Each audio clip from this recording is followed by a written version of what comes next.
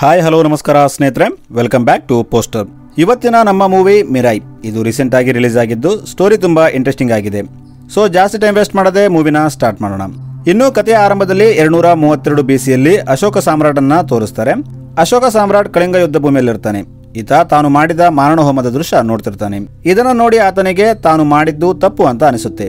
ಅದಕ್ಕೆ ಅಶೋಕ ಸಮಾಜದಲ್ಲಿ ಶಾಂತಿಯನ್ನು ಸ್ಥಾಪಿಸೋಕೆ ಬೌದ್ಧ ಧರ್ಮವನ್ನ ಪಾಲಿಸ್ತಾನೆ. ಆದ್ರೆ ಅಶೋಕನ ಹತ್ರ ಶಕ್ತಿ ಗ್ರಂಥಗಳಿರುತ್ತೆ. ಅದಕ್ಕೆ ಆತ ಇದು ಯಾರಿಗಾದ್ರೂ ಸಿಕ್ಕರೆ ಅವರು ಬಲಶಾಲಿಯಾಗಿ ಪ್ರಪಂಚದಲ್ಲಿ ವಿದ್ವಾಂಸವನ್ನ ಸೃಷ್ಟಿಸಬಹುದು. ಅದಕ್ಕೆ ಆ ಗ್ರಂಥಗಳು ಒಂದು ಕಡೆ ಇರಬಾರ್ದು ಅನ್ಕೋತಾನೆ. ಏಕೆಂದ್ರೆ ಆ 9 ಗ್ರಂಥಗಳು ಒಂದೇ ಕಡೆ ಇದ್ರೆ ಅದರ ಶಕ್ತಿಯಿಂದ ಯಾರಾದ್ರೂ ಪ್ರಪಂಚವನ್ನ ಶಾಸಿಸಬಹುದಾಗಿರುತ್ತೆ. ಅದಕ್ಕೆ ಅಶೋಕ ಆ ಗ್ರಂಥಗಳನ್ನ 9 ಯೋಧರಿಗೆ ಕೊಟ್ಟು ಅದನ್ನ ರಕ್ಷಿಸುವಂತೆ ಹೇಳ್ತಾನೆ. 8 ಗ್ರಂಥಗಳಲ್ಲಿ ಬೇರೆ ಬೇರೆ ಶಕ್ತಿಗಳಿರುತ್ತೆ. ಆದ್ರೆ 9ನೇ ಗ್ರಂಥದಲ್ಲಿ ಭವಿಷ್ಯವನ್ನ ನೋಡೋ ಶಕ್ತಿ ಇರುತ್ತೆ. ಅದಕ್ಕೆ ಆ ಯೋಧರ ವಂಶಸ್ಥರು ಯುಗಗಳಿಂದ ಆ ಗ್ರಂಥಗಳ ರಕ್ಷಣೆಯನ್ನ ಮಾಡ್ತಿರ್ತಾರೆ. ಈಗ ಸ್ಟೋರಿ ಇಲ್ಲಿಂದ 2000 ಇಸ್ವಿಯಲ್ಲಿ ಶಿಫ್ಟ್ ಆಗುತ್ತೆ. ಇಲ್ಲಿ ಅಂಬಿಕನ ತೋರಿಸ್ತಾರೆ. ಈಕೆ ಹತ್ರ 9ನೇ ಗ್ರಂಥ ಇರುತ್ತೆ. ಈಕೆ ಧ್ಯಾನ ಮಾಡ್ತಿದ್ದಾಗ ಈಕೆಗೆ ಒಂದು ಕನಸು ಬೀಳುತ್ತೆ. ಅಂದರೆ ಈಕೆಗೆ ಭವಿಷ್ಯ ಕಾಣ್ತಿರುತ್ತೆ. ಅದರಲ್ಲಿ ಈಕೆಗೆ ಒಂದು ಅಂಧಕಾರದ ಶಕ್ತಿ 9ನೇ ಗ್ರಂಥಕ್ಕಾಗಿ ಬರ್ತಿದೆ ಅಂತ ಗೊತ್ತಾಗುತ್ತೆ. ಆ ಅಂಧಕಾರಕ್ಕೆ 9ನೇ ಗ್ರಂಥ ಸಿಕ್ಕರೆ ಅದು ಅತ್ಯಂತ ಶಕ್ತಿಶಾಲಿ ಆಗುತ್ತೆ ಮತ್ತು ಅದನ್ನ ತಡೆಯೋಕೆ ಆ 8 ಗ್ರಂಥ ಇರೋ ಯೋಧರಿಂದ ಆಗಲ್ಲ ಅಂತ ಗೊತ್ತಾಗುತ್ತೆ. ಅದಕ್ಕೆ ಅಂಬಿಕಾ ಆ 8 ಯೋಧರನ್ನ ಕರೀತಾಳೆ. ಈಕೆ ಅವರಿಗೆ ಅಂಧಕಾರ ಬರ್ತಿದೆ, ಅದನ್ನ ತಡಿಬೇಕಿದ್ರೆ ನಾವು ಸಿದ್ಧರಾಗಬೇಕು, ಅದನ್ನ ತಡೆಯೋ ಉಪಾಯ ಹುಡುಕ್ಬೇಕು, ಅದು ತುಂಬಾ ಸ್ಟ್ರಾಂಗ್ ಆಗಿರುತ್ತೆ ಅಂತ ಹೇಳ್ತಾಳೆ. ಆದ್ರೆ ಆ ಯೋಧರು ಕೇಳೋದಿಲ್ಲ. ಇವರು ಅಂಬಿಕಾಗೆ ನಾವು ಕೂಡ ತುಂಬಾ ಸ್ಟ್ರಾಂಗ್ ಆಗಿದ್ವಿ, ಆ ಶಕ್ತಿ ಈ 8 ಯೋಧರನ್ನ ಸೋಲಿಸಕ್ಕಾಗಲ್ಲ ಅಂತ ಹೇಳ್ತಾರೆ. ಆದ್ರೆ ಅಂಬಿಕಾ ಹಾಗಲ್ಲ, ಅದನ್ನ ತಡೆಯೋದು ತುಂಬಾ ಕಷ್ಟ ಅಂತ ಹೇಳ್ತಾಳೆ. ಆದ್ರೆ ಅವರು ಆಕೆ ಮಾತನ್ನ ಕೇಳೋದಿಲ್ಲ. ಇದರಿಂದ ಅಂಬಿಕಾಗೆ ಇವರು ತನ್ನ ಮಾತನ್ನ ಕೇಳೋದಿಲ್ಲ ಅಂತ ಅರ್ಥವಾಗುತ್ತೆ. ಅದಕ್ಕೆ ಆಕೆ ಹಿಮಾಲಯದಲ್ಲಿರುವ ಅಗಸ್ತ್ಯ ಮುನಿಯನ್ನ ಹುಡುಕೊಂಡು ಹೋಗ್ತಾಳೆ. ಅಂಬಿಕಾ ಪ್ರೆಗ್ನೆಂಟ್ ಆಗಿರ್ತಾಳೆ. ಆದ್ರೂ ಬಿಡದೆ ತಾನೊಬ್ಬಳೆ ಹಿಮಾಲಯ ಪರ್ವತ ಏರ್ತಾಳೆ. ದಾರಿಯಲ್ಲಿ ಈಕೆಗೆ ಸಾಕಾಗಿ ಮೂರ್ಛೆ ಹೋಗ್ತಾಳೆ. ಆಗ ಅಲ್ಲಿ ಅಗಸ್ತ್ಯ ಮುನಿ ಬಂದು ಅಂಬಿಕಾನ ಒಂದು ಗುಹೆಯಲ್ಲಿ ಕರ್ಕೊಂಡು ಹೋಗ್ತಾನೆ. ಇಲ್ಲಿ ಅಂಬಿಕಾ ಮುನಿಗೆ ತಾನು ಕಂಡ ಭವಿಷ್ಯದ ಬಗ್ಗೆ ಹೇಳ್ತಾಳೆ. ಆಗ ಮುನಿ ಕಲಿಯುಗದ ಅಂಧಕಾರದ ಶಕ್ತಿಯನ್ನ ತಡಿಬೇಕಿದ್ರೆ ತ್ರೇತಾಯುಗದಲ್ಲಿದ್ದ ಮಿರಾಯಿ ಅಸ್ತ್ರದಿಂದ ಮಾತ್ರ ಸಾಧ್ಯ, ಅದು ಈಗಲೂ ಭದ್ರವಾಗಿದೆ, ಅದನ್ನ ಉಪಯೋಗಿಸೋ ಯೋಧ ಸದ್ಯದಲ್ಲೇ ಹುಟ್ಟಲಿದ್ದಾನೆ. ಆದ್ರೆ ಆ ಅಸ್ತ್ರ ತನ್ನನ್ನು ಉಪಯೋಗಿಸೋ ಯೋಧನಿಗೆ ಹಲವು ಪರೀಕ್ಷೆಗಳನ್ನ ಒಡ್ಡುತ್ತೆ. ಆ ಯೋಧ ಆ ಪರೀಕ್ಷೆಗಳನ್ನ ಗೆದ್ದು ಅದನ್ನ ಪಡೆಯೋಕೆ ಅರ್ಹನಾಗಬೇಕು ಅಂತ ಹೇಳ್ತಾನೆ. ಅದಕ್ಕೆ ಅಂಬಿಕಾ ಹಾಗಾದ್ರೆ ಆ ಯೋಧ ಈಗ ಎಲ್ಲಿದ್ದಾನೆ ಅಂತ ಕೇಳ್ತಾಳೆ. ಅದಕ್ಕೆ ಮುನಿ ಅದು ಬೇರೆ ಯಾರೂ ಅಲ್ಲ, ನಿನ್ನ ಹೊಟ್ಟೆಯಲ್ಲಿರೋ ಅದೇ ಮಗು ಅಂತ ಹೇಳ್ತಾನೆ. ಇದನ್ನ ಕೇಳಿ ಅಂಬಿಕಾ ಶಾಕ್ ಆಗ್ತಾಳೆ. ಮುನಿ ಮುಂದೆ ಮಾತಾಡ್ತಾ, ನಿನ್ನ ಮಗ ಯೋಧ ಆಗ್ಬೇಕಾದ್ರೆ ನೀನು ಅವನನ್ನ ತ್ಯಾಗ ಮಾಡಬೇಕು, ಅವನು ನಿನ್ನ ಹತ್ರ ಇದ್ರೆ ಯೋಧ ಆಗಲ್ಲ, ಅವನು ತನ್ನ ಸ್ವಂತ ಗುರುತನ್ನ ಹೊಂದಬೇಕು ಅಂತ ಹೇಳ್ತಾನೆ. ಈಗ ಅಂಬಿಕಾ ಲೋಕ ಕಲ್ಯಾಣಕ್ಕಾಗಿ ತನ್ನ ಮಗ ಹುಟ್ಟಿದಾಗ ಅವನನ್ನ ಬನಾರಸ್ ಘಾಟಲ್ಲಿ ಬಿಟ್ಬಿಡ್ತಾಳೆ. ಆಮೇಲೆ ಅಂಬಿಕಾ 9ನೇ ಗ್ರಂಥವನ್ನ ಬಚ್ಚಿಡೋಕೆ ಹೋಗ್ತಾಳೆ. ಈಗ ಸ್ಟೋರಿ ಇಲ್ಲಿಂದ 2024ರಲ್ಲಿ ಓಪನ್ ಆಗುತ್ತೆ. ಇಲ್ಲಿ ಅಂಬಿಕಾ ಇದ್ದ ಆಶ್ರಮದಲ್ಲಿ ಆಕೆ 24 ವರ್ಷದಿಂದ ವಾಪಸ್ ಬಂದಿರಲ್ಲ. ಆಗ ಈ ಆಶ್ರಮದ ಗುರುವಿಗೆ ಮಹಾವೀರ್ ಲಾಮಾ ಅನ್ನೋ ವ್ಯಕ್ತಿ 6 ಗ್ರಂಥಗಳನ್ನ ಪಡ್ಕೊಂಡಿದ್ದಾನೆ ಅಂತ ಗೊತ್ತಾಗುತ್ತೆ. ಇನ್ನೂ ಅವನಿಗೆ 3 ಗ್ರಂಥಗಳು ಬೇಕಾಗಿರುತ್ತೆ. ಆಗ ಆ ಗುರು ತನ್ನ ಆಶ್ರಮದಲ್ಲಿದ್ದ ವಿಭಾ ಅನ್ನೋ ಹುಡುಗಿಗೆ ಇಂಥದ್ದೇನಾದ್ರೂ ಆದ್ರೆ ತನ್ನ ಮಗನನ್ನ ಹುಡುಕುವಂತೆ ಅಂಬಿಕಾ ಹೇಳಿದ್ಲು. ನೀನು ಹೋಗಿ ಅಂಬಿಕಾ ಮಗನನ್ನ ಹುಡುಕು ಅಂತ ಹೇಳ್ತಾನೆ. ಈಗ ನಮಗೆ ಮಹಾವೀರ್ ಲಾಮನ ತೋರಿಸ್ತಾರೆ. ಈತ ತುಂಬಾ ಬಲಶಾಲಿ ಆಗಿರ್ತಾನೆ. ಏಕೆಂದ್ರೆ ಇವನ ಹತ್ರ ಒಂದು ಬ್ಲಾಕ್ ಕಲರ್ ಸ್ವಾಡ್ ಇರುತ್ತೆ. ಅದು ಈತ ಹೇಳಿದ ಹಾಗೆ ಕೇಳ್ತಿರುತ್ತೆ. ಅದರ ಮುಂದೆ ಯಾರು ನಿಲ್ತಿರಲ್ಲ. ಮಹಾವೀರ್ ಗ್ರಂಥ ತಗೊಂಡಾಗ ಅದನ್ನು ಕಾಪಾಡ್ತಿರೋ ಯೋಧರನ್ನ ಅತಿ ದಾರುಣವಾಗಿ ಕೊಲ್ತಿರ್ತಾನೆ. ಈಗ ಆಶ್ರಮದಿಂದ ವಿಭಾ ಅಂಬಿಕಾ ಮಗನನ್ನ ಹುಡ್ಕೊಂಡು ಹೋಗ್ತಾಳೆ. ವಿಭಾ ಬನಾರಸ್ಗೆ ಬಂದಾಗ ಇಲ್ಲಿ ಆಕೆಗೆ ಒಬ್ಬ ಅಗೋರಿಯಿಂದ ಅಂಬಿಕನ ಮಗನ ಹೆಸರು ವೇದ ಅಂತ ಗೊತ್ತಾಗುತ್ತೆ.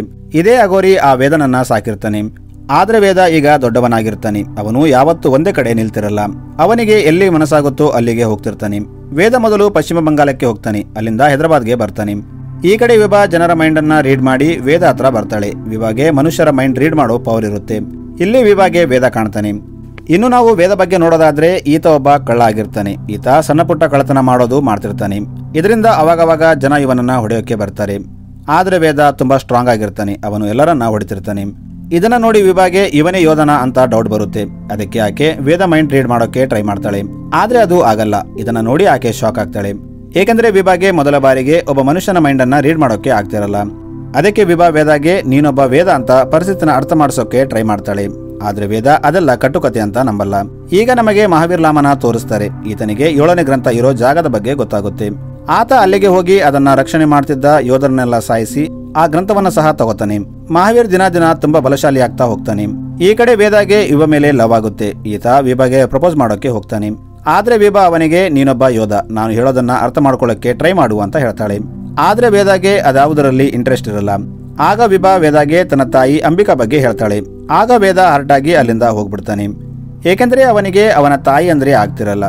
ಏಕೆಂದರೆ ಅವನು ಹುಟ್ಟಿದಾಗ ಅವನ ತಾಯಿ ಅವನನ್ನ ಅನಾಥನಂತೆ ಬಿಟ್ಟು ಹೋಗಿರ್ತಾಳೆ. ಈ ಕಡೆ ಯೂಕಾ ಅನ್ನೋ ಹುಡುಗಿನ ತೋರಿಸ್ತಾರೆ. ಈಕೆ ಟಿಬೆಟ್ನ ಒಂದು ಆಶ್ರಮದಲ್ಲಿ ಟ್ರೈನಿಂಗ್ ತಗೋತಿರ್ತಾಳೆ. ಆಕ್ಚುಲಿ ಯೂಕಾ ಮಹಾವೀರ್ ಲಾಮಾ ಕಡೆಯವಳಾಗಿರ್ತಾಳೆ. ಏಕೆಂದರೆ ಅಂಬಿಕಾ ಮತ್ತು ಮಹಾವೀರ್ ಲಾಮಾ ಮೊದಲು ಸಿಕ್ಕಾಗ ಅಂಬಿಕಾ ಲಾಮನ ಸೋಲ್ಸಿರ್ತಾಳೆ ಮತ್ತು ಅವನಿಗೆ ನಿನಗೆ 9ನೇ ಗ್ರಂಥ ಯಾವತ್ತೂ ಸಿಗಲ್ಲ ಅಂತ ಹೇಳಿರ್ತಾಳೆ. ಆಮೇಲೆ ಲಾಮಾ ಸ್ಟ್ರಾಂಗ್ ಆಗಿ ಅಂಬಿಕಾ ಹತ್ರ ಇದ್ದ 9ನೇ ಗ್ರಂಥ ತಗೊಳ್ಳೋಕೆ ಬಂದಾಗ ಅಂಬಿಕಾ ಆಶ್ರಮದಲ್ಲಿ ಇರಲ್ಲ. ಅದಕ್ಕೆ ಮಹಾವೀರ್ ಲಾಮಾ ಯೂಕನ ಆಶ್ರಮಕ್ಕೆ ಕಳುಹಿಸಿ ಅಂಬಿಕಾ ಇರೋ ಜಾಗದ ಬಗ್ಗೆ ಪತ್ತೆ ಹಚ್ಚುವಂತೆ ಹೇಳಿರ್ತಾನೆ. ಈಗ ಯೂಕಾ ಟ್ರೈನಿಂಗ್ ಕಂಪ್ಲೀಟ್ ಆಗುತ್ತೆ. ಅದಕ್ಕೆ ಆಶ್ರಮದ ಗುರು ಆಕೆಗೆ ಮುಂದಿನ ಟ್ರೈನಿಂಗ್ ಆಗಿ ಅಂಬಿಕಾ ಇದ್ದ ಆಶ್ರಮಕ್ಕೆ ಹೋಗುವಂತೆ ಹೇಳ್ತಾನೆ. ಯೂಕಾಗೆ ಅಂಬಿಕಾ ಇದ್ದ ಆಶ್ರಮದ ಅಡ್ರೆಸ್ ಗೊತ್ತಾದಾಗ ಆಕೆ ಆ ಗುರುವನ್ನ ಸಾಯಿಸ್ಬಿಡ್ತಾಳೆ. ಇನ್ನೊಂದು ಕಡೆ ವಿಭಾ ಬಿಡದೆ ವೇದಾಗೆ ಅವನ ಸತ್ಯವನ್ನ ಹೇಳೋಕೆ ಟ್ರೈ ಮಾಡ್ತಾಳೆ. ನೀನು ದೈವಾಂಶ, ನೀನು ಒಳ್ಳೆದನ್ನೇ ಮಾಡೋಕೆ ಜನ್ಮ ತಳೆದಿದ್ದೀಯಾ ಅಂತ ಹೇಳ್ತಾಳೆ. ಅದಕ್ಕೆ ವೇದ ನಾನೊಬ್ಬ ಕಳ್ಳ, ನಾನು ಇಲ್ಲಿವರೆಗೆ ಯಾವುದೇ ಒಳ್ಳೆ ಕೆಲಸ ಮಾಡಿಲ್ಲ ಅಂತ ಹೇಳ್ತಾನೆ. ಅದಕ್ಕೆ ವಿಭಾ ನೀನು ಇಲ್ಲಿವರೆಗೆ ಮಾಡಿದ್ದಿಲ್ಲ ಒಳ್ಳೆ ಕೆಲಸನೇ ಅಂತ ಹೇಳ್ತಾಳೆ.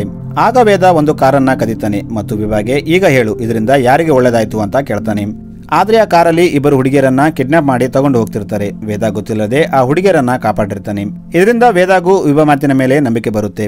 ಈಗ ವಿಭಾ ವೇದಾಗೆ ನೀನು ಮತ್ತು ನಿನ್ನ ತಾಯಿ ಅಂಬಿಕಾ ಒಬ್ಬರಿಗೊಬ್ಬರು ಕನೆಕ್ಟ್ ಆಗಿದ್ದೀರಿ, ಅದನ್ನು ನೀನು ಗ್ರಹಿಸಬೇಕಾದ್ರೆ ಒಂದು ಆಂತರಿಕ ಮುದ್ರೆಯನ್ನ ಮಾಡಬೇಕು ಅಂತ ಹೇಳ್ತಾಳೆ. ಆಗ ವೇದ ಹಾಗೆ ಮಾಡ್ತಾನೆ. ಆಗ ಅವನಿಗೆ ಅವನ ತಾಯಿ ತಾನು ಹೊಟ್ಟೆಲಿದ್ದಾಗ ಹೇಳಿದ ಮಾತು ನೆನಪಾಗುತ್ತೆ. ಅಂಬಿಕಾ ವೇದಾಗೆ ನಾನು ನಿನ್ನಿಂದ ದೂರ ಆದ್ರೂ ಯಾವಾಗಲೂ ನಿನ್ನ ಜೊತೆ ಇರ್ತೀನಿ. ನೀನು ಹುಟ್ಟಿದ್ದು ಗ್ರಂಥಗಳ ರಕ್ಷಣೆಗಾಗಿ. ನೀನು ಮೊದಲು ಮಿರಾಯ್ ಅಸ್ತ್ರವನ್ನ ಹುಡುಕ್ಬೇಕು. ನಿನ್ನ ಮೊದಲ ಗುರಿ ಅದೇ. ನೀನು ಅದನ್ನ ಪಡೆದುಕೊಂಡ ಮೇಲೆ ತಂತ್ರವನದಲ್ಲಿ ನಾವು ಮತ್ತೆ ಸಿಗ್ತೀವಿ ಅಂತ ಹೇಳ್ತಾಳೆ. ಇದನ್ನ ಕೇಳಿ ವೇದಾಗೆ ಕಣ್ಣೀರು ಬರುತ್ತೆ ಮತ್ತು ಅವನ ಮೂಗಿಂದ ರಕ್ತ ಬರ್ತಿರುತ್ತೆ. ಇಲ್ಲಿ ವೇದ ತಾನು ವಿಭಾ ಹೇಳಿದ ಹಾಗೆ ಕೇಳಬೇಕು ಅಂತ ಅನ್ಕೋತಾನೆ. ಈ ಕಡೆ ಮಹಾವೀರ್ ಲಾಮಾಗೆ 8ನೇ ಗ್ರಂಥ ಇರೋ ಜಾಗದ ಬಗ್ಗೆ ಗೊತ್ತಾಗುತ್ತೆ. ಅದಕ್ಕೆ ಅವನು ಅಲ್ಲಿಗೆ ಹೋಗ್ತಾನೆ. ಈ ಗ್ರಂಥವು ಅಸ್ತ್ರಶಸ್ತ್ರಗಳ ಬಗ್ಗೆ ಇರುತ್ತೆ. ಈ ಗ್ರಂಥ ಇಟ್ಟುಕೊಂಡಿದ್ದ ಯೋಧರು ಯುದ್ಧ ನಿಪುಣರಾಗಿರ್ತಾರೆ. ಆದ್ರೆ ಮಹಾವೀರ್ ಲಾಮಾ ಹತ್ರ 7 ಗ್ರಂಥಗಳ ಶಕ್ತಿ ಇರುತ್ತೆ. ಇವನು ಇಲ್ಲಿ ಎಲ್ಲರನ್ನ ಮುಗಿಸಿ ಆ 8ನೇ ಗ್ರಂಥವನ್ನ ಸಹ ತಗೋತಾನೆ. ಇಲ್ಲಿ ಈಗ ಇವನಿಗೆ ಕೇವಲ ಒಂದೇ ಗ್ರಂಥ ಬೇಕಾಗಿರುತ್ತೆ. ಅದೇ ಅಂಬಿಕಾ ಹತ್ರ ಇದ್ದ ಭವಿಷ್ಯ ನೋಡೋ ಗ್ರಂಥ. ಈ ಕಡೆ ಲಾಮಾ ಅಸಿಸ್ಟೆಂಟ್ ಯುಕಾ ಅಂಬಿಕಾ ಇದ್ರ ಆಶ್ರಮಕ್ಕೆ ಬರ್ತಾಳೆ. ಆದ್ರೆ ಈಕೆಗೆ ಇಲ್ಲಿ ಅಂಬಿಕಾ ಸಿಗೋದಿಲ್ಲ. ಇದರಿಂದ ಆಕೆ ಅಲ್ಲಿದ್ದ ಋಷಿಮುನಿಗಳನ್ನ ಸಾಯಿಸ್ಬಿಡ್ತಾಳೆ. ಇದು ವಿಭಾಗೆ ಗೊತ್ತಾಗುತ್ತೆ. ತನ್ನ ಆಶ್ರಮದಲ್ಲಿದ್ದ ಎಲ್ಲರೂ ಸತ್ತೋದ್ರು ಅಂತ ಗೊತ್ತಾಗಿ ವಿಭಾ ತುಂಬಾ ದುಃಖ ಆಗ್ತಾಳೆ. ಆಕೆ ವೇದ ಹತ್ರ ಬಂದು ನಮ್ಮವರೆಲ್ಲ ಸತ್ತೋದ್ರು, ಈಗ ನನಗೆ ನೀನು ಬಿಟ್ರೆ ಬೇರೆ ಯಾರೂ ಇಲ್ಲ ಅಂತ ಹೇಳ್ತಾಳೆ. ಮತ್ತು ವಿಭಾ ವೇದಾಗೆ ಒಂದು ಸಂಕಷ್ಟ ನಮ್ಮ ಕಡೆ ಬರ್ತಾ ಇದೆ ಅಂತ ಹೇಳ್ತಾಳೆ. ಆಗ ಅಲ್ಲಿ ಯುಕಾ ತನ್ನ ಗ್ಯಾಂಗ್ ಜೊತೆ ಬಂದಿರ್ತಾಳೆ. ಏಕೆಂದ್ರೆ ಆಶ್ರಮದಲ್ಲಿ ಯುಕಾಗೆ ವಿಭಾ ಎಲ್ಲಿದ್ದಾಳೆ ಅಂತ ಗೊತ್ತಾಗಿರುತ್ತೆ. ಅದಕ್ಕೆ ಯುಕಾ ತನ್ನ ಗ್ಯಾಂಗ್ ಜೊತೆ ಬರ್ತಾಳೆ. ಇಲ್ಲಿ ವೇದ ಎಲ್ಲರನ್ನ ಹೊಡಿತಾನೆ. ಆದ್ರೆ ಯುಕಾ ತುಂಬಾ ಸ್ಟ್ರಾಂಗ್ ಆಗಿರ್ತಾಳೆ. ಈಗ ವೇದನ ಹೊಡೆದು ವಿಭಾನ ತನ್ನ ಜೊತೆ ಕರ್ಕೊಂಡು ಹೋಗ್ತಾಳೆ.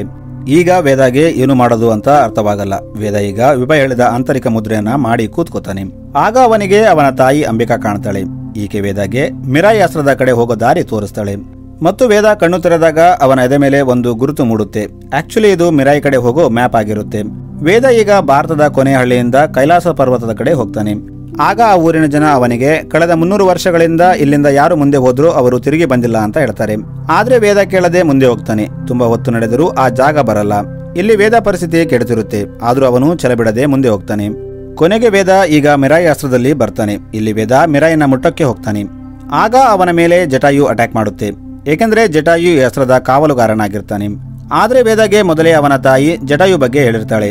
ಇದರಿಂದ ವೇದ ಅದರ ಜೊತೆ ಹೋರಾಡದೆ ಅದರ ತಲೆಯನ್ನ ಮುಟ್ತಾನೆ. ಇದರಿಂದ ಜಟಾಯುಗೆ ವೇದ ಒಬ್ಬ ಯೋಧ ಅಂತ ಗೊತ್ತಾಗುತ್ತೆ. ಇದರಿಂದ ಜಟಾಯು ವೇದಾಗೆ ಮಿರಾಯಿನ ತಗೊಂಡು ಹೋಗೋಕೆ ಪರ್ಮಿಷನ್ ಕೊಡುತ್ತೆ. ವೇದ ಈಗ ಮಿರಾಯಿನ ತಗೊಂಡು ವಾಪಸ್ ಆ ಹಳ್ಳಿಗೆ ಬರ್ತಾನೆ. ಹಳ್ಳಿಯ ಜನ ವೇದ ಕೈಯಲ್ಲಿ ಮಿರಾಯಿನ ನೋಡಿ ಅವನನ್ನ ದೇವರ ತರ ನೋಡ್ತಾರೆ. ಅವನ ಮುಂದೆ ಅಡ್ಡ ಬೀಳ್ತಾರೆ. ಆದ್ರೆ ವೇದಾಗೆ ಏನೂ ಅರ್ಥವಾಗಲ್ಲ. ಏಕೆಂದ್ರೆ ಅವನಿಗೆ ಮಿರಾಯಿ ಪವರ್ ಗೊತ್ತಿರಲ್ಲ. ಈಗ ಇಲ್ಲಿ ವೇದಾಗೆ ಅಗಸ್ತ್ಯ ಮುನಿ ಕಾಣ್ತಾನೆ.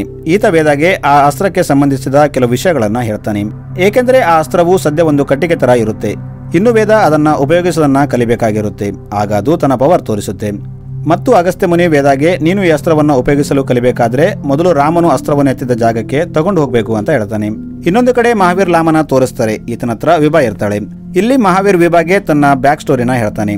ಆಕ್ಚುಲಿ ಮಹಾವೀರ್ ಸಣ್ಣವನಿದ್ದಾಗ ಅವನ ತಂದೆ 2ನೇ ಮದುವೆ ಆಗಿರ್ತಾನೆ ಮತ್ತು ಮಹಾವೀರ್ ತಾಯಿನ ಮಾಟಗಾರ್ತಿ ಅಂತ ಸಾಬೀತು ಮಾಡಿ ಸಾಯಿಸಿರ್ತಾನೆ. ಇದರಿಂದ ಊರ ಜನ ಕೂಡ ಮಹಾವೀರ್ನ ಇವನು ತನ್ನ ತಾಯಿಯಂತೆ ಅಂತ ಅನ್ಕೊಂಡಿರ್ತಾರೆ. ಇವನನ್ನ ಊರಿಂದ ದೂರ ಇಡ್ತಿರ್ತಾರೆ ಮತ್ತು ಯಾರು ಇವನ ಜೊತೆ ಮಾತಾಡ್ತಿರಲ್ಲ. ಇದರಿಂದ ಲಾಮಗೆ ಊರವರ ಮೇಲೆ ಕೋಪ ಬರುತ್ತೆ.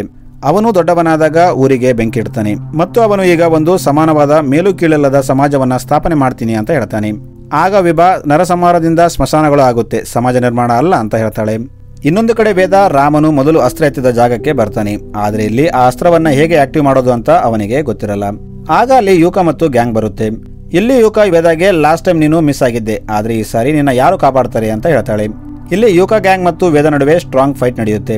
ವೇದ ಇಲ್ಲಿ ಸೋಲ್ತಿರ್ತಾನೆ, ಏಕೆಂದರೆ ಅವರ ಸಂಖ್ಯೆ ಜಾಸ್ತಿ ಇರುತ್ತೆ ಮತ್ತು ಅವರು ಟ್ರೈಂಡ್ ಆಗಿರ್ತಾರೆ. ಆಗ ವೇದಾಗೆ ಅಗಸ್ತ್ಯ ಮುನಿ ಹೇಳಿದ ಮಾತು ನೆನಪಾಗುತ್ತೆ. ಅಗಸ್ತ್ಯ ಮುನಿ ವೇದಾಗೆ, ನೀನು ಯುದ್ಧಕ್ಕೆ ಸಿದ್ಧನಾದಾಗ ಆ ಅಸ್ತ್ರವೇ ನಿನಗೆ ದಾರಿ ತೋರಿಸುತ್ತೆ ಅಂತ ಹೇಳಿರ್ತಾನೆ. ಆಗ ವೇದ ಆ ಅಸ್ತ್ರವನ್ನ ಕೈಯಲ್ಲಿಡಿದು, ನನ್ನ ತಾಯಿಯ ಲಕ್ಷ್ಯವನ್ನು ನೆರವೇರಿಸುವುದೇ ನನ್ನ ಮುಖ್ಯ ಗುರಿ ಅಂತ ಹೇಳಿ ಜೈ ಆತ್ರೇಯ ಅಂತ ಹೇಳ್ತಾನೆ. ಈಗ ಆ ಅಸ್ತ್ರವು ಆಕ್ಟಿವೇಟ್ ಆಗುತ್ತೆ. ಅದರ ಒಂದೇ ಏಟಿಗೆ ಶತ್ರುಗಳು ಸಾಯ್ತಿರ್ತಾರೆ. ಕೊನೆಗೆ ವೇದ ಯುಕನ ಕೂಡ ಸಾಯಿಸ್ಬಿಡ್ತಾನೆ. ಆದ್ರೆ ಯುಕ ಸಾಯೋ ಮುಂಚೆ ವಿಭಾಗೆ ಗಾಯ ಮಾಡಿರ್ತಾಳೆ. ವಿಭಾ ಸಾಯೋದ್ರಲ್ಲಿರ್ತಾಳೆ. ಆಗ ವೇದ ಆಕೆಗೆ ಮಿರಾಯಿ ಕೊಡ್ತಾನೆ. ಇದರಿಂದ ವಿಭಾ ಚೆನ್ನಾಗಾಗ್ತಾಳೆ. ಇಲ್ಲಿ ವೇದಾಗೆ ಈ ಅಸ್ತ್ರ ಮಾಮೂಲಿ ಅಲ್ಲ ಅಂತ ಗೊತ್ತಾಗುತ್ತೆ. ಈಗ ವೇದ ವಿಭಾಗೆ ಆ 9ನೇ ಗ್ರಂಥ ಎಲ್ಲಿದೆ ಅಂತ ಕೇಳ್ತಾನೆ. ಆದ್ರೆ ವಿಭಾಗೆ ಕೂಡ ಅದರ ಬಗ್ಗೆ ಗೊತ್ತಿರಲ್ಲ. ಆಗ ವೇದ, ಹಾಗಾದ್ರೆ ನಾವು ಮೊದಲನೇ ಗ್ರಂಥ ಇಟ್ಟಿದ್ದ ಜಾಗಕ್ಕೆ ಹೋಗೋಣ, ಅಲ್ಲೇ ಏನಾದ್ರೂ ಕ್ಲೂ ಸಿಗ್ಬೋದು ಅಂತ ಹೇಳ್ತಾನೆ. ಈಗ ಇವರು ಕಾಮಾಖ್ಯಗೆ ಹೋಗ್ತಾರೆ. ಇಲ್ಲಿ ಮೊದಲ ಗ್ರಂಥವನ್ನ ಇಟ್ಟಿರ್ತಾರೆ. ಆದ್ರೆ ಈಗ ಸದ್ಯ ಅದು ಮಹಾವೀರ್ ವಶದಲ್ಲಿರುತ್ತೆ. ಆದ್ರೆ ಕಾಮಾಖ್ಯದಲ್ಲಿ ಅಗೋರಿಗಳಿರ್ತಾರೆ. ಇವರು ತುಂಬಾ ಪವರ್ಫುಲ್ ಆಗಿರ್ತಾರೆ. ವೇದ ಇಲ್ಲಿಗೆ ಬಂದಾಗ ಅಗೋರಿ ಗುರುವನ್ನ ಭೇಟಿಯಾಗೋಕೆ ಆಗ್ತಿರಲ್ಲ, ಏಕೆಂದ್ರೆ ಅಲ್ಲಿ ತುಂಬಾ ಜನ ಇರ್ತಾರೆ. ಇದರಿಂದ ವೇದ ಎಲ್ಲರ ಮೇಲಿಂದ ಒಂದು ಲಾಂಗ್ ಜಂಪ್ ಮಾಡ್ತಾನೆ. ಅಷ್ಟು ದೊಡ್ಡ ಜಂಪ್ ಮಾಡೋದು ಸಾಮಾನ್ಯ ಜನರಿಂದ ಸಾಧ್ಯವಾಗ್ತಿರಲ್ಲ. ಆದ್ರೆ ವೇದ ಹತ್ರ ಮಿರಾಯಿ ಇರುತ್ತೆ, ಅದಕ್ಕೆ ಅವನಿಗೆ ಆ ಪವರ್ ಬಂದಿರುತ್ತೆ. ಇಲ್ಲಿ ಆ ಅಗೋರಿ ಗುರು ವೇದನ ನೋಡಿ, ಇವನು ಬರಲಿರೋ ಸಂಕಟದಿಂದ ನಮ್ಮನ್ನೆಲ್ಲ ಕಾಪಾಡೋನು, ಏಕೆಂದರೆ ಮಿರಾಯಿಯನ್ನ ಕಂಟ್ರೋಲ್ ಮಾಡುವ ಶಕ್ತಿ ಇವನಿಗಿದೆ, ಮಿರಾಯಿಯೇ ಇವನನ್ನ ಆರಿಸಿಕೊಂಡಿದೆ ಅಂತ ಹೇಳ್ತಾನೆ. ಇಲ್ಲಿ ಅಗೋರಿ ಗುರು ವೇದಾಗೆ ಒಂದು ಫ್ಲಾಶ್ ಬ್ಯಾಕ್ ನ ಹೇಳ್ತಾನೆ. ಕಾಮಾಖ್ಯದಲ್ಲಿ ಇವರು ತಂತ್ರಮಂತ್ರಗಳನ್ನ ಮಾಡ್ತಿರ್ತಾರೆ. ಒಂದು ದಿನ ಆ ಗುರುಗೆ ಒಬ್ಬ ಹುಡುಗ ಸಿಗ್ತಾನೆ. ಈತ ಒಂದು ಊರಿನ ಹೊರಗೆ ನಿಂತಿರ್ತಾನೆ. ಆ ಊರು ಸುಟ್ಟೋಗ್ತಿರುತ್ತೆ. ಊರಿನ ಹೊರಗೆ ಆ ಹುಡುಗನನ್ನ ನೋಡಿ ಆ ಗುರು ಅವನನ್ನ ತನ್ನ ಜೊತೆ ಕರ್ಕೊಂಡು ಬರ್ತಾನೆ. ಇವನಿಗೆ ತನಗೆ ತಿಳಿದ ತಂತ್ರಮಂತ್ರ ವಿದ್ಯೆಗಳ ಬಗ್ಗೆ ಹೇಳ್ತಾನೆ. ಇಲ್ಲೇ ಆ ಮೊದಲ ಗ್ರಂಥ ಇರುತ್ತೆ. ಇವನು ಎಲ್ಲಾ ವಿದ್ಯೆಗಳನ್ನ ಕಲಿತು ದೊಡ್ಡವನಾಗ್ತಾನೆ. ಈಗ ಆ ಗ್ರಂಥವನ್ನ ರಕ್ಷಿಸಲು ಒಬ್ಬ ಯೋಧನನ್ನ ಆಯ್ಕೆ ಮಾಡಬೇಕಾಗಿರುತ್ತೆ. ಇಲ್ಲಿ ಆ ಗೋರಿ ಮಗ ಕೂಡ ಇರ್ತಾನೆ. ಈತ ಕೂಡ ಎಲ್ಲ ತಂತ್ರಮಂತ್ರಗಳ ಬಗ್ಗೆ ತಿಳಿದಿರ್ತಾನೆ. ಆದ್ರೆ ಆ ಗುರು ಇದರಲ್ಲಿ ಆ ಹುಡುಗನಿಗೂ ಅವಕಾಶ ಕೊಡ್ತಾನೆ. ಈಗ ಆ ಗುರು ಮಗ ಮತ್ತು ಆ ಹುಡುಗನ ನಡುವೆ ಕಾಂಪಿಟೇಷನ್ ಇಡ್ತಾರೆ. ಆ ಹುಡುಗ ಬೇರೆ ಯಾರು ಅಲ್ಲ, ಮಹಾವೀರ್ ಲಾಮ ಆಗಿರ್ತಾನೆ. ಈತ ಇಲ್ಲಿ ತುಂಬಾ ಅಗ್ರೆಸಿವ್ ಆಗಿ ಬಿಹೇವ್ ಮಾಡ್ತಿರ್ತಾನೆ. ಇವನ ಮುಖ್ಯ ಉದ್ದೇಶ ಕೊಲ್ಲೋದಾಗಿರುತ್ತೆ. ಅದಕ್ಕೆ ಇದನ್ನೆಲ್ಲ ನೋಡ್ತಿದ್ದ ಗುರು ತನ್ನ ಮಗನಿಗೆ ಆ ಗ್ರಂಥದ ರಕ್ಷಣೆಯ ಹೊಣೆ ಕೊಡ್ತಾನೆ. ಆದ್ರೆ ಇದು ಮಹಾವೀರ್ಗೆ ಸಹಿಸೋಕ್ಕಾಗಲ್ಲ. ಅವನು ಅದರ ಮೇಲೆ ತನ್ನ ಹಕ್ಕಿದೆ ಅನ್ಕೋತಾನೆ. ಅದಕ್ಕೆ ಅವನು ಜನರ ಕೈಯಲ್ಲಿ ಒಂದು ಬ್ಲಾಕ್ ಕಲರ್ ದಾರ ಕಟ್ಟಿ ಅದರಿಂದ ಅವರನ್ನ ಕಂಟ್ರೋಲ್ ಮಾಡ್ತಾನೆ. ಮತ್ತು ಈಗ ಅವನು ಗುರು ಮತ್ತು ಆ ಊರಿನ ಎಲ್ಲರನ್ನ ಸಾಯಿಸೋಕೆ ಹೋಗ್ತಾನೆ. ಆದ್ರೆ ಆಗ ಅಲ್ಲಿ ಅಂಬಿಕಾ ಎಂಟ್ರಿ ಆಗುತ್ತೆ. ಈಕೆ ಜನರ ಕೈಗೆ ಕಟ್ಟಿದ ಕಟ್ಟನ್ನ ಬಿಚ್ತಾಳೆ ಮತ್ತು ಮಹಾವೀರ್ ತಂತ್ರವನ್ನ ತನ್ನ ಕಡೆ ತಗೊಂಡು ಅದಕ್ಕೆ ಬೆಂಕಿ ಹಚ್ತಾಳೆ. ಇದರಿಂದ ಈಗ ಅಂಬಿಕಾ ಕೂಡ ಬೆಂಕಿಗೆ ಆಹುತಿ ಆಗ್ತಿರ್ತಾಳೆ. ಆದ್ರೆ ಆಕೆ ಬೆಂಕಿಯಲ್ಲಿ ಪ್ರವೇಶಿಸುವ ಮುಂಚೆ ಅಗೋರಿಗೆ, ಈ ಹುಡುಗ ಮುಂದೆ ಎಲ್ಲ ಗ್ರಂಥಗಳನ್ನ ವಶಪಡಿಸ್ಕೊತಾನೆ. ಆದ್ರೆ 9ನೇ ಗ್ರಂಥವನ್ನ ಮುಟ್ಟಕ್ಕೆ ಹೋದ್ರೆ ಇವನ ನಾಶವಾಗುತ್ತೆ ಅಂತ ಹೇಳ್ತಾಳೆ. ಆಗಿಂದ ಇಲ್ಲಿವರೆಗೆ ಆ ಊರಲ್ಲಿ ಒಂದು ಮಹಾಜ್ಯೋತಿ ಪ್ರಜ್ವಲಿಸುತ್ತಿರುತ್ತೆ. ಈಗ ಪ್ರೆಸೆಂಟ್ ನಲ್ಲಿ ವೇದ ಆ ಜ್ಯೋತಿ ಹತ್ರ ಹೋಗ್ತಾನೆ. ಇಲ್ಲಿ ವೇದ ಆ ಜ್ಯೋತಿಗೆ, ಲೋಕ ಸಂಕಲ್ಪಕ್ಕೋಸ್ಕರ ನಿನ್ನ ಮಗನ ಬಲಿ ಕೊಟ್ಟೆ ಮತ್ತು ಊರಿನ ಜನಗೋಸ್ಕರ ನಿನ್ನ ತ್ಯಾಗ ವ್ಯರ್ಥವಾಗಲು ಬಿಡಲ್ಲ. ಮಹಾವೀರ್ ಲಾಮನ ತಡೆದು ಎಲ್ಲಾ ಗ್ರಂಥಗಳು ಅದರ ಜಾಗಕ್ಕೆ ವಾಪಸ್ ಇಡ್ತೀನಿ ಅಂತ ಶಪಥ ಮಾಡ್ತಾನೆ. ಈಗ ವೇದ ಆಂತರಿಕ ಮುದ್ರೆಯಿಂದ 9ನೇ ಗ್ರಂಥವನ್ನ ಅಂಬಿಕಾ ಎಲ್ಲಿಟ್ಟಿದ್ದಾಳೆ ಅಂತ ತಿಳ್ಕೊತಾನೆ. ಆಮೇಲೆ ಆ ಗ್ರಂಥದ ಹತ್ರ ಹೋಗಿ ಅದನ್ನ ತಗೋತಾನೆ. ವೇದ ಅಲ್ಲಿಂದ ವಾಪಸ್ ಆಶ್ರಮಕ್ಕೆ ಬರ್ತಿದ್ದಾಗ ಮಹಾವೀರ್ ಇವರ ಮೇಲೆ ಅಟ್ಯಾಕ್ ಮಾಡ್ತಾನೆ. ಮಹಾವೀರ್ ಹತ್ರ 8 ಗ್ರಂಥಗಳ ಶಕ್ತಿ ಇರುತ್ತೆ. ಈತ ವೇದ ಮೇಲೆ ಬಾರಿ ಬೀಳ್ತಿರ್ತಾನೆ. ಇಲ್ಲಿ ಕೊನೆಗೆ ಮಹಾವೀರ್ಗೆ 9ನೇ ಗ್ರಂಥ ಕೂಡ ಸಿಗುತ್ತೆ. ಇದರಿಂದ ನವಗ್ರಂಥಗಳ ಶಕ್ತಿ ಮಹಾವೀರ್ ಒಳಗೆ ಬಂದು ಅವನು ಅತ್ಯಂತ ಶಕ್ತಿಶಾಲಿ ಆಗ್ತಾನೆ. ಈಗ ಅವನನ್ನ ತಡೆಯೋದು ಯಾರ ಕೈಯಲ್ಲೂ ಆಗಲ್ಲ. ಅದರ ಜೊತೆಗೆ ಮಹಾವೀರ್ ಈಗ ಅಮರನಾಗಿರ್ತಾನೆ. ಇದರಿಂದ ವೇದಾಗೆ ಏನು ಮಾಡೋದು ಅಂತ ಅರ್ಥವಾಗಲ್ಲ. ಆಗ ಅವನು ಮುದ್ರೆ ಮೂಲಕ ತನ್ನ ತಾಯಿ ಜೊತೆ ಸಂಪರ್ಕ ಮಾಡ್ತಾನೆ. ಆಗ ಅವನಿಗೆ ಆ ಮಿರಾಯಿ ಕೇವಲ ಅಸ್ತ್ರವಲ್ಲ, ಅದು ಶ್ರೀರಾಮನು ಉಪಯೋಗಿಸಿದ ಧನುಷ್ ಅಂತ ಗೊತ್ತಾಗುತ್ತೆ. ಅದಕ್ಕೆ ಈಗ ವೇದ ಮಿರಾಯಿನ ತನ್ನ ಕಣ್ಣ ಮುಂದೆ ಇಡ್ತಾನೆ. ಇದರಿಂದ ಮಿರಾಯಿ ಈಗ ಧನುಷಾಗಿ ಮಾರ್ಪಡುತ್ತೆ ಮತ್ತು ಅದರಲ್ಲಿ ಒಂದು ಬಾಣ ಇರುತ್ತೆ. ಈಗ ವೇದ ಆ ಬಾಣದಿಂದ ಮಹಾವೀರ್ ಲಾಮಗೆ ಹೊಡಿತಾನೆ. ಆ ಬಾಣದ ಶಕ್ತಿಯಿಂದ ಮಹಾವೀರ್ ಅಲ್ಲೇ ಸತ್ತು ಹೋಗ್ತಾನೆ. ಸೊ ಮೂವಿ ಇಲ್ಲಿಗೆ ಎಂಡ್ ಆಗುತ್ತೆ. Thanks for watching.